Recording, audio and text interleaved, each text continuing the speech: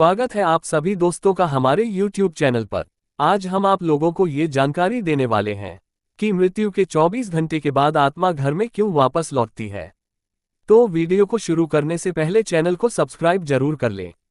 तो चलते हैं वीडियो में। गरुड़ पुराण में मृत्यु के बाद आत्मा का 24 घंटे बाद घर लौटने का रहस्य। गरुड़ पुराण में मृत्यु के बाद आत्मा का 24 घंटे बाद घर लौटने का रहस्य। मृत्यु एक ऐसा सत्य है जिसका सभी को एक न एक दिन सामना करना ही पड़ता है। ये जीवन का अंतिम पड़ाव है, लेकिन इस प्रक्रिया से जुड़ी हुई कई गूढ़ बातें हैं जिन्हें धार्मिक ग्रंथों में विस्तार से बताया गया है। गरुड़ पुराण जो हिंदू धर्म के महत्वपूर्ण धार्मिक ग्रंथों में से एक है, मृत्यु और आत्मा के यात्रा के विषय में गहरी जानकारी प्रदान करता है। इस पुराण में बताया गया है कि मृत्यु के बाद आत्मा यमलोक जाने से पहले 24 घंटे के लिए अपने घर लौटती है। आइए जानते हैं कि इसका क्या अर्थ है और यह क्यों होता है। मृत्यु के बाद आत्मा का मोह। जब कोई व्यक्ति मृत्यु के दरवाजे पर खड़ा होता है तो उसका मोह अपने सगे संबंधियों के लिए बहुत बढ़ जाता है। वह अपने परिवार के सदस्यों को देखकर इतना मोहग्रस्त हो जाता है कि वह इस संसार को छोड़कर जाने के लिए तैयार नहीं होता। लेकिन यह सत्य है कि मृत्यु का कोई भी प्रयास उसे रोक नहीं सकता। मृत्यु के बाद आत्मा का शरीर से विलग होना तय होता है और यमराज उस आत्मा को अपने साथ यमलोक ले जाते हैं, जहां उसके सभी कर्मों का हिसाब किताब होता है। 24 घंटे बाद आत्मा का घर लौटना। गरुड़ पुराण के अनुसार यमराज आत्मा को यमलोक ले जाने के बाद 24 घंटे के लिए फिर से उसे पृथ्वी पर वापस भेजते हैं। ये 24 घंटे की अवधि आत्मा के लिए विशेष रूप से महत्वपूर्ण होती है। इस दौरान आत्मा अपने घर लौटती है, अपने परिवार को देखती है और जो कुछ भी घटित हो रहा होता है उसे महसूस करती है। ये समय आत्मा को ये समझाने का होता है कि अब उसका शरीर इस संसार में नहीं रहा और उसे अपने कर्मों के परिणामों का सामना करने के लिए यमलोक जाना ही होगा। आत्मा इस दौरान अपनी पूर्व स्थिति को महसूस करती है और अपने प्रियजनों से जुड़ी यादों में खो जाती है। वह ये प्रयास करती है कि वह अपने शरीर में वापस प्रवेश कर सके, लेकिन यमदूत के नियंत्रण के कारण वह ये नहीं कर पाती।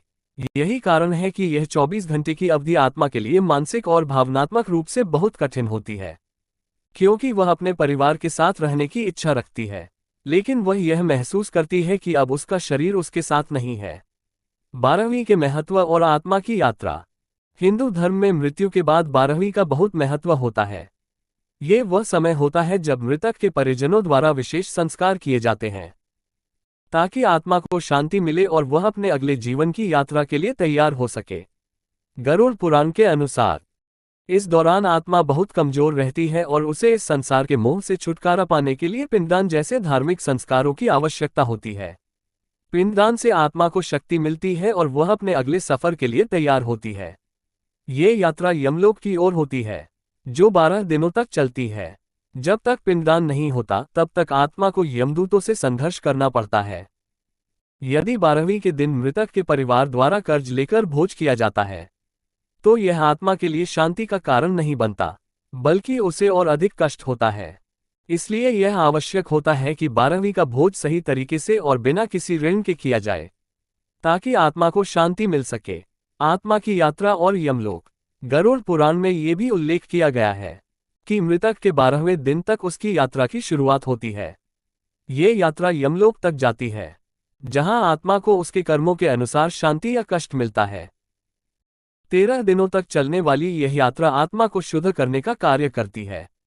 इस दौरान आत्मा को हर दिन विभिन्न परीक्षा और कष्टों का सामना करना पड़ता है ताकि वह अगले जीवन के लिए तैयार हो सके।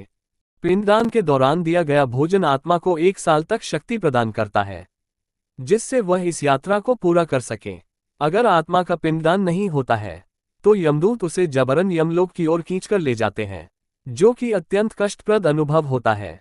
गरुड़ पुराण में मृत्यु और सभी की यात्रा के बारे में जो विवरण दिया गया है वह आत्मा के पुनर्जन्म और कर्मों के हिसाब से जुड़ा हुआ है।